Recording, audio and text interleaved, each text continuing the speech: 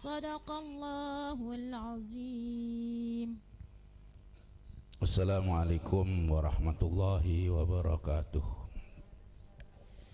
Bismillahirrahmanirrahim. Alhamdulillahi rabbil alamin. Wa bihi nasta'inu ala umuri dunya waddin.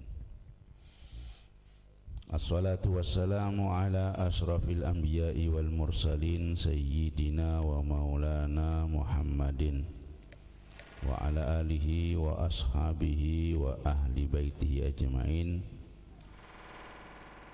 La haula wa la quwwata illa billahil aliyyil azim. Subhanaka la ilma lana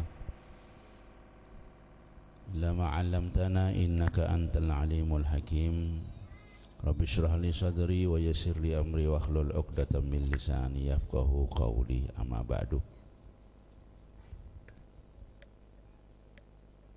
Dimuliakan Allah, pecinta-pecinta zikir, pecinta para aulia. Bersama-sama kita pada hari ini, pagi ini, menghaturkan syukur kehadirat Allah Subhanahu wa ta'ala atas segala karunia nikmat yang telah diberikan Allah kepada kita sekalian. Selawat dan salam mudah-mudahan selalu tetap dilimpahkan kepada junjungan kita Nabi besar Muhammad sallallahu alaihi wasallam beserta keluarga, sahabat, kerabat dan orang-orang yang selalu mengikuti, mencintai sampai hari kiamat. Amin ya rabbal alamin. Melanjutkan pembacaan Mukhtasaru Siratihi sallallahu alaihi wasallam, ringkasan daripada perjalanan atau biografi baginda Nabi Muhammad sallallahu alaihi wasallam.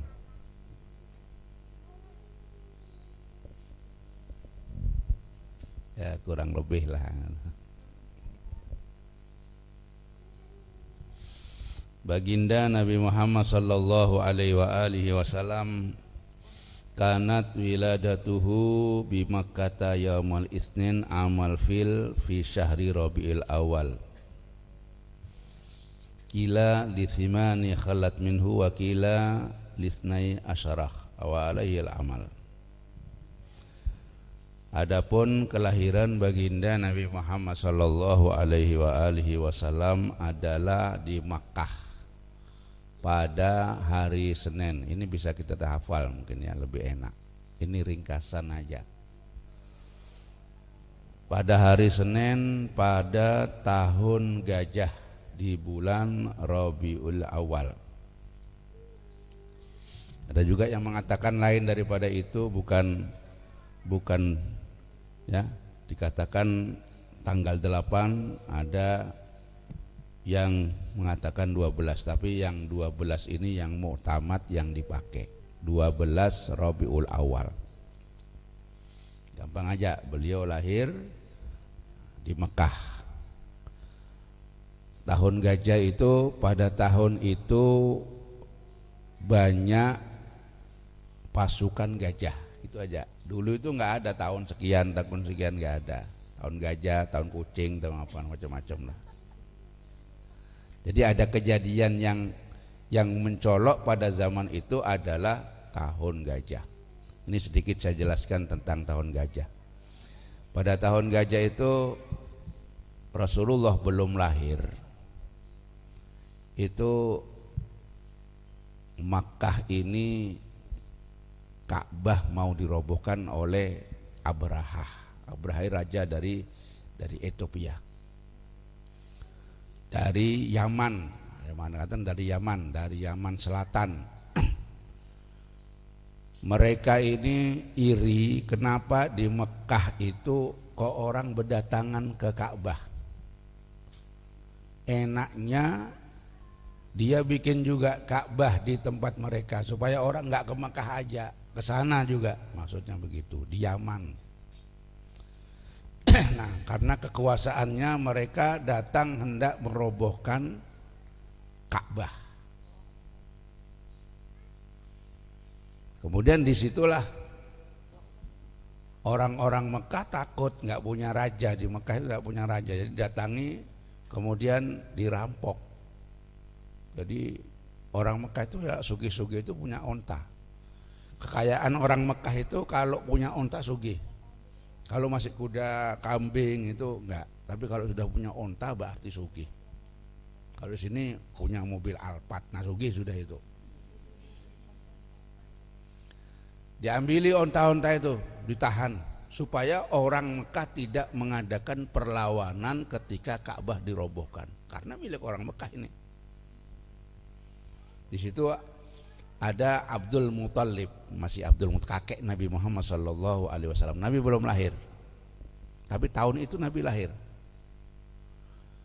Kemudian diambili semua, termasuk punya Abdul Muthalib, 100 onta diambil. Kemudian berkata, orang-orang Mekah, Abraha berkata, orang-orang Mekah, terutama sama Abu Thalib dipanggil, karena Abdul Muthalib pemuka kota Mekah, dipanggil, kamu, aku datang ke sini mau menghancurkan Ka'bah ini.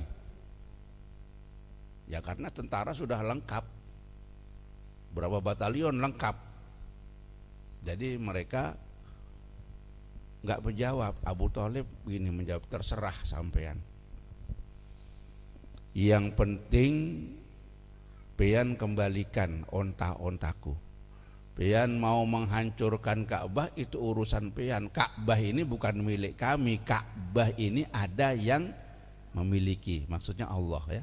Jadi begitu kekuatan mereka ini. Ka'bah ini ada yang memiliki. Kamu mau dihancurkan, mau apa terserah dah, tapi kembalikan dulu onta-onta kami ini, kembalikan. Wah, akhirnya mufakat, ya sudah kita kembalikan, tapi aku hancurkan Ka'bah, terserah dah, onta dikembalikan.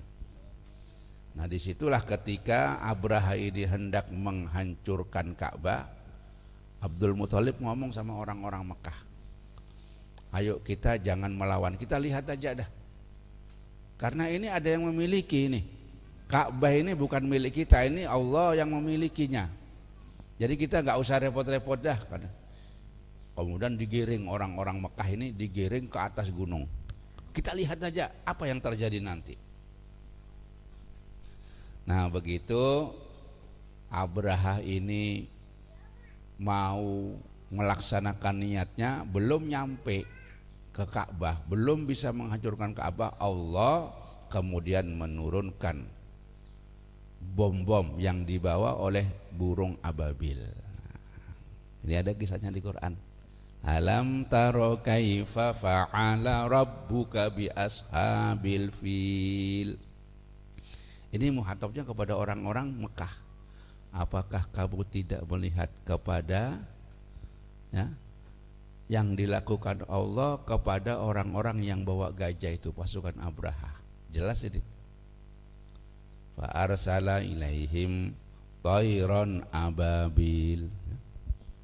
Fasar alaihim tayran ababil. Nih.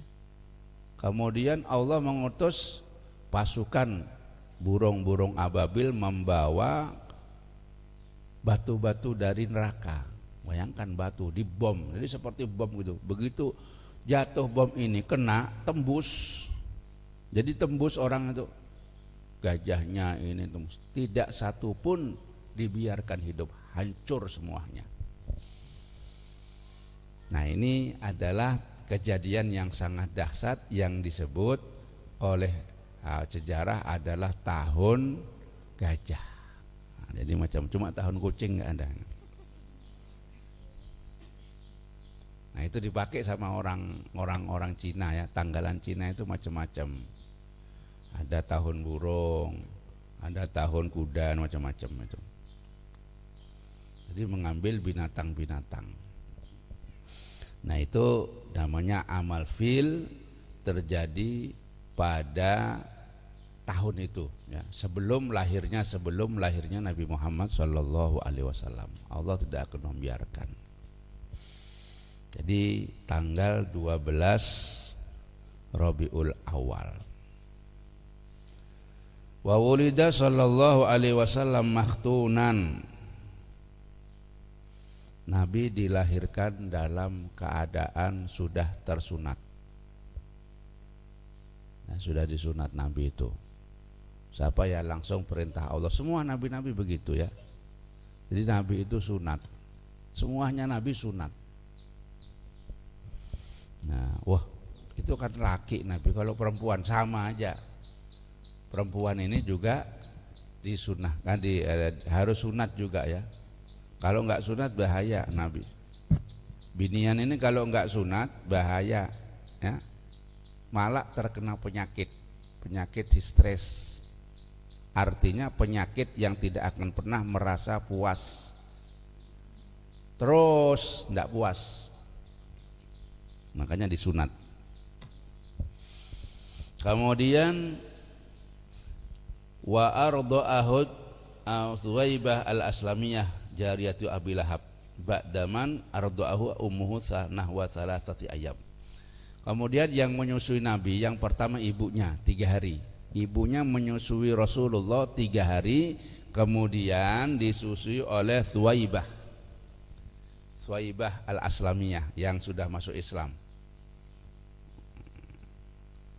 Jadi Suwaibah ini adalah budaknya Abu Lahab yang dimerdekakan ketika memberi kabar dengan kelahiran Nabi Muhammad.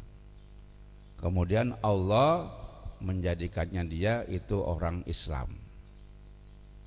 Suwaibah dulu yang sebelum disusui Halimatus Sa'diyah, Suwaibah ini yang menyusui. Jadi di Mekah itu begitu, umumnya begitu ya. Jadi orang-orang yang punya anak itu diserahkan kepada seorang wanita untuk disusui. Jadi ibunya enggak nyusui. Orang-orang mengatakan orang kalau enggak nyusui itu kan badannya sehat. Nah, jadi perempuan-perempuan di sana begitu, itu untuk yang punya duit. Lah Rasulullah Shallallahu Alaihi Wasallam ibunya ya Rasulullah ini Aminah itu nggak punya duit, miskin. Nah, ketika datang rombongan orang-orang kerjanya itu menyusui. Jadi datang ke Mekah itu cari siapa yang punya anak yang mau disusukan. Mereka siap. Ya mereka ini mungkin sudah mahir ya. Jadi punya susu, mereka minum susu sehingga susunya deras bisa. Nah itu dapat upah sekian, berapa harian kah? Hari seharinya sekian. Itu orang-orang kaya. Aminah pada waktu itu ya kebetulan Halimatus Sa'diyah ini cari ke sana nggak dapat. Pertama masuk ke tempatnya Aminah. Aku mau menyusui, tapi sekian bayarannya. Katanya Aminah, aku nggak punya duit. Aku ini miskin, nggak punya duit, jadi nggak bisa membayar. Bagaimana? Gratis saja. Nggak mau Halimah. Cari dulu. Cari terus, ternyata dia itu nggak dapat. Sampai sore nggak dapat, sampai malam nggak dapat. Akhirnya sudah, daripada pulang tangan kosong ya sudah itu aja itu yang aku bawa dah. Datang lagi ke tempat Aminah berkata ya sudah kalau begitu nggak apa-apa dah, gratis nggak apa-apa, biar daripada aku pulang mungkin ini ada kebaikannya. Nah kemudian diserahkan oleh Aminah kepada Halimatus Sa'diyah. Nah ketika penyerahan itu, begitu Halimah ini mengambil anak tadi, terasa lain. Wah, bayi ini kok lain dengan bayi-bayi yang biasa dulu aku susui. Dirasa ini kok ada keanehan nih bayi ini, belum tahu dia. Maka dibawalah. Pada waktu itu sudah malam, maghrib sudah, painnya sudah pulang, dia pulang sendirian. Kemudian ketika malam gelap di sana nggak ada orang punya senter itu ya. Dulu itu paling obor itu kalau ada minyak nggak ada. Akhirnya ya karena mereka itu sudah terbiasa lewat itu ya lewat tempat itu. Ternyata ketika dia lewat di jalanan itu terang. Padahal sudah malam ini. Jalanan itu terang. Heran dia.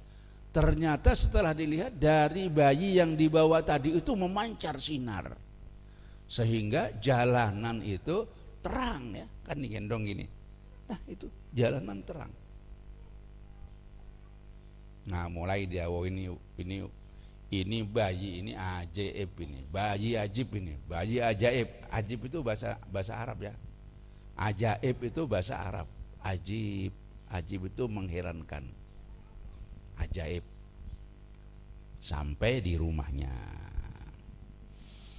Ya, sampai di rumahnya, kemudian tambah rumah yang tadinya belum menghidupkan lampu sudah terang dulu karena ada bayi baginda Nabi Muhammad sallallahu alaihi wasallam ya. Di situ maka mulailah Halimatus Sa'diyah menyusui baginda Nabi Muhammad sallallahu alaihi wasallam sampai sempurna. Ya, ini berapa? 2 tahun. Jadi orang menyusui itu sempurnanya haulaini kamilaini, 2 tahun yang sempurna. Nah, jadi kalau lebih dari 2 tahun itu jangan disusui. Ya, lain lagi nanti itu ya. Jadi susu ini, ASI ini adalah bisa mencetak anak itu menjadi anak yang cerdas, menjadi anak yang kuat, tahan penyakit. Jadi kalau apen punya anak disusui itu nggak perlu diimunisasi lagi, nggak perlu. Itu sudah lebih daripada pengobatan segala penyakit. Segala penyakit itu apa? Itu disaksikan di sana ya. Tapi ada asalkan abahnya jangan ikut nyusu juga. Habis gitu. Nah, ini sedikit perjalanan daripada Halimatus Sa'diyah sampai nah, setelah itu digado di situ, di kampung situ ya. Kemudian terjadi pula pada tahun yang ketiga, 2 tahun, tahun yang ketiga Nabi Muhammad sudah bisa jalan-jalan dari bekawan-bekawan itu ya. Kemudian Allah Subhanahu wa taala menyuruh malaikat Jibril untuk membedah hatinya. Dibedah. Nabi Muhammad umur 3 tahun itu bedah. Ketika main-main dengan kawan-kawannya, turun ya malaikat Jibril. Lain-lain itu takutan. Apa yang datang ini? Hantu, lari semuanya. Tersisa baginda Nabi Muhammad. Beliau melihat dengan rasa takjub, enggak takut. Mulai umur 3 tahun enggak takut. Kemudian anak-anak itu menjauh, Muhammad ayo lari. Enggak mau Nabi Muhammad diam. Kemudian Nabi Muhammad diangkat, diambil oleh Jibril, dibedah dadanya. Itu melihat kawan-kawannya ini melihat takutan lapor sama Khadijah, kan Khadijah yang menggadu ini. Laporan ke sana semuanya. Itu Muhammad itu. Dianu hantu. Ya, orang anak-anak kecil ya. Nabi Muhammad umur 3 tahun. Kemudian bergegas Halimatus Sa'diyah melihat, ternyata ya enggak apa-apa ya. Nabi Muhammad itu pertama yang dibersihkan hati baginda Nabi Muhammad sallallahu alaihi wasallam pada umur 3 tahun, atau ada yang mengatakan pada umur 4 tahun. Nah, di situ yang terjadi ya. Nah, pada umur 4 tahun beliau ini juga atau 3 tahun itu beliau dibersihkan hatinya. Kemudian ada lagi pada saat Isra Mi'raj ya, pada saat Isra Mi'raj Nabi Muhammad sallallahu alaihi wasallam itu juga dibersihkan hatinya ya. Tapi jangan salah paham, Nabi Muhammad ini manusia luar biasa ya. Manusia yang terbaik, khairu khalqillahi kullihimi, manusia yang terbaik di antara manusia-manusia yang lain. Jadi kalau sampai dengar dibersihkan, jangan punya anggapan bahwa hati Nabi Muhammad ini kotor ya. Jangan beranggapan bahwa hati Nabi Muhammad ini kotor. Kan biasanya orang membersihkan itu berarti dari kotor ke bersih ya. Mencuci baju itu dari kotor, baju kotor jadi bersih. Mencuci piring dari kotor jadi bersih, tapi ini tidak. Nah, pembersihan yang terjadi kepada baginda Nabi Muhammad sallallahu alaihi wasallam adalah pembersihan dari suci, dari bersih tambah bersih. Wa ma akhrajal amlaku min qalbihi ada walakinnahum zaduhu tuhran ala tuhrih.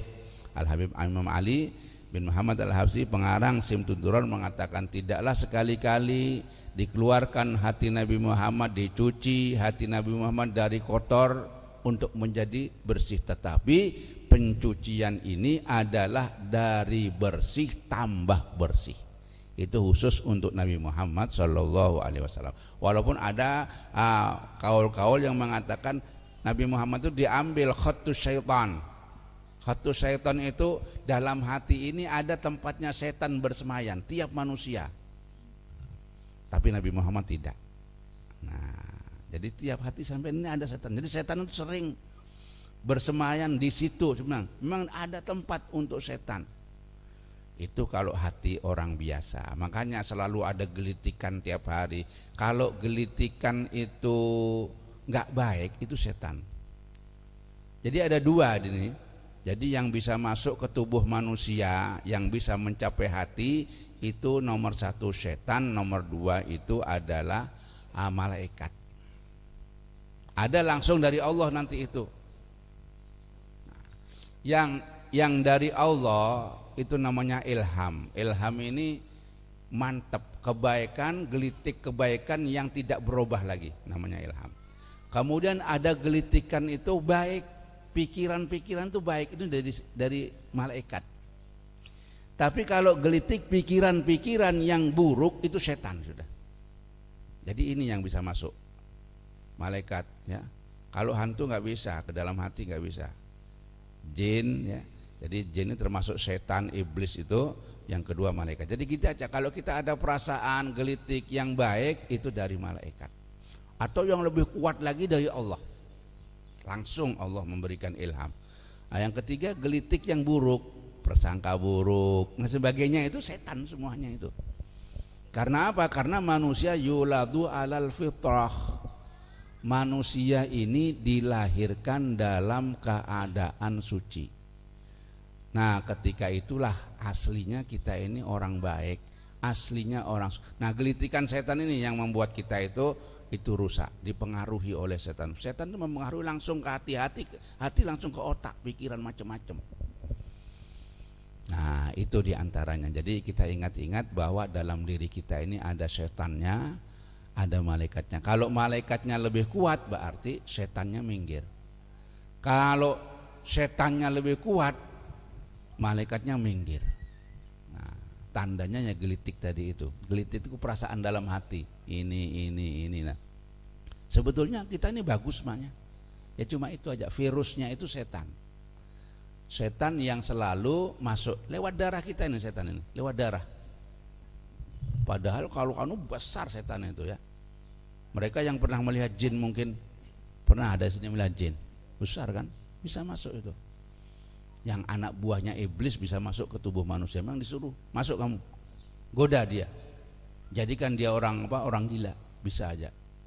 Itu adalah perintah-perintahnya jin atau iblis. Dan bisa juga itu disuruh manusia. Ya, dapat upah. Kalau iblis itu, jin itu dapat upah, selesai sudah. Upahnya apa? Sampai ngupahi apa? Diupahi kopi pahit, kopi manis, susu, itu tuh upahnya itu. Hati-hati itu, banyak orang di sini kita itu mengupahi apa? Untuk menggelitik manusia. Sebetulnya ya tahayul, tapi enggak, itu memang ada. Orang sini itu semuanya itu kisah-kisah seperti itu, upah-upah itu memang gelitiknya apa, jin menggoda dia. Dia masuk ke situ kemudian menggelitik. Punya kemampuan ya, yang bisa ada setan-setan atau jin itu yang punya kemampuan bisa masuk ke tubuh manusia. Makanya dikatakan kesurupan. Jadi ya kesurupan bukan roh. Bohong kalau roh itu. Ini kakek kamu yang ini, bohong itu. Itu semuanya adalah setan, jin ya. Jadi bohong. Jangan percaya kalau ini yang kesurupan. Kalau roh-rohnya manusia ini, apalagi rohnya itu rohnya ahli ibadah, itu sudah di sisi Allah sana ya. Sudah ada di bawah aras. Enggak lagi dia itu menyusup masuk-masuk, enggak lagi sudah. Nah, demikianlah ya. Kemudian pada tahun yang ke-6 ibunya meninggal. Kemudian setelah ibunya meninggal, baginda Nabi Muhammad sallallahu alaihi wasallam digado oleh kakeknya Abdul Muthalib. Abdul Muthalib meninggal, kemudian digado oleh pamannya Abu Thalib. Nah, inilah mudah-mudahan menjadi ilmu yang bermanfaat. Amin amin ya rabbal alamin. Aqulu qauli hadza wa astaghfirullah li wa lakum. Assalamualaikum warahmatullahi wabarakatuh.